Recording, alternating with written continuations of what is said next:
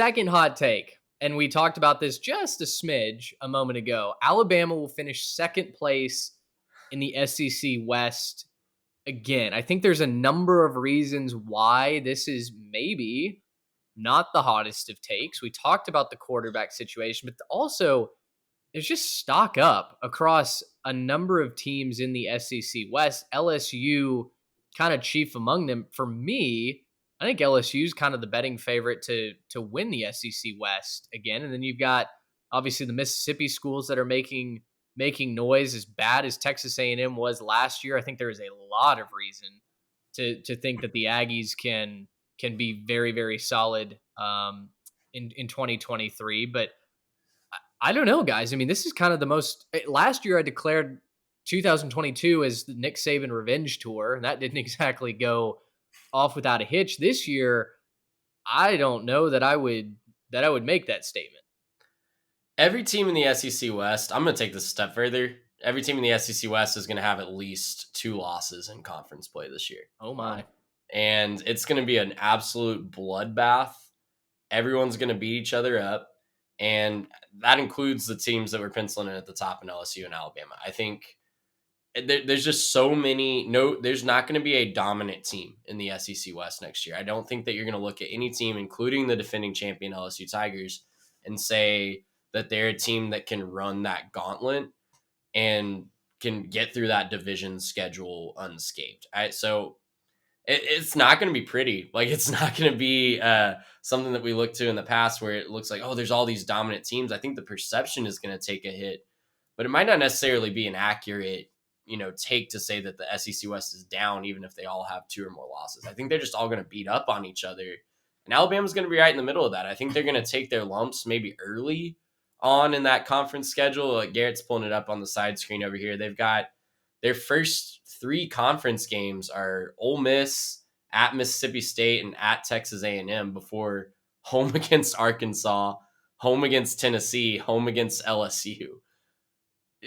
Then at Kentucky. And then at Kentucky with Devin Leary, a guy that we thought was a dark horse Heisman candidate last year. So, and I don't see fewer than 2 losses on that schedule. Yeah, and in addition to that, obviously, I know we're talking about conference play, but you got to look at that early game against Texas too, in terms of their national, appeal.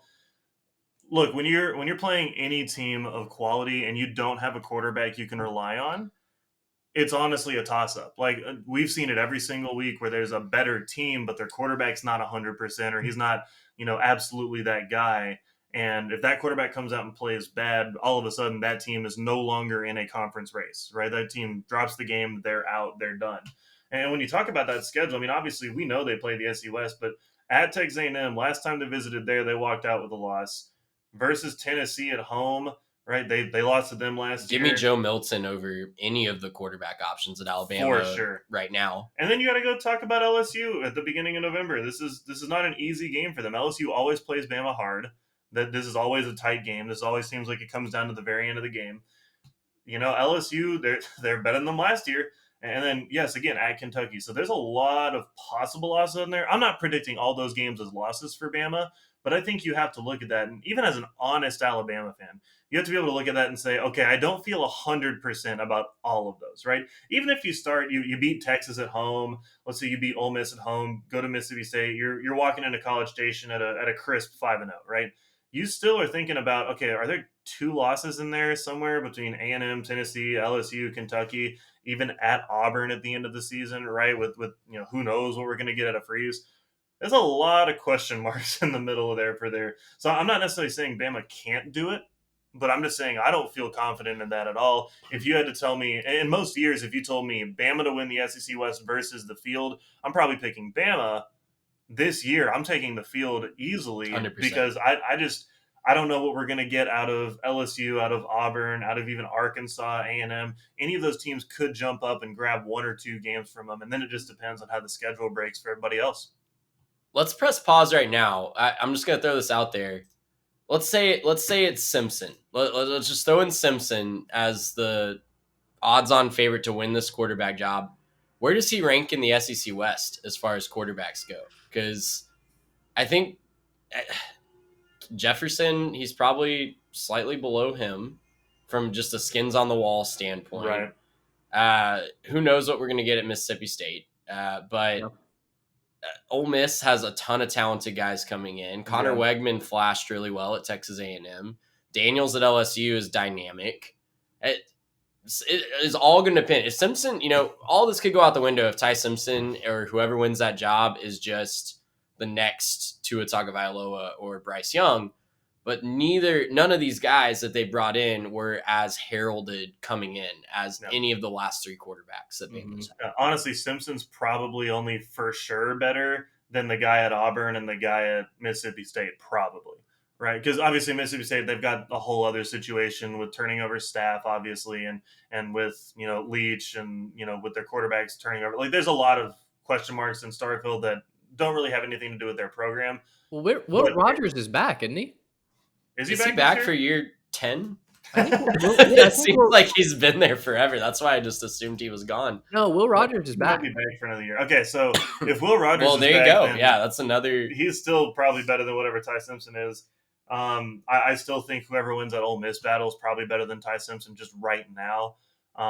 Whether it is Sanders or Howard. Ty Simpson could prove us wrong, right? But Spencer Sanders has the skins on the wall. I'm just saying game one. Yeah, absolutely. Game one right now, you're probably looking at, Daniels and Jefferson for sure.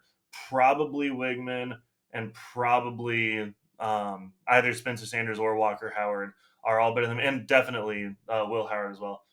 But yeah, I don't know. I'm kind of thinking through this. I don't know that he might be the sixth best in the division just starting off the year. And of course he could play well, but he might be sixth best in the division. If you got the sixth best quarterback in your division, you typically don't win your division. And all the Ty Simpson could prove us wrong very quickly, right? But just skins on the wall right now. I'm really excited to see them in their spring game for this, just how these quarterbacks look. But skins on the wall right now, you have to be concerned. Yeah, nothing said. I completely agree. Concern is a great way to describe this. Gracious,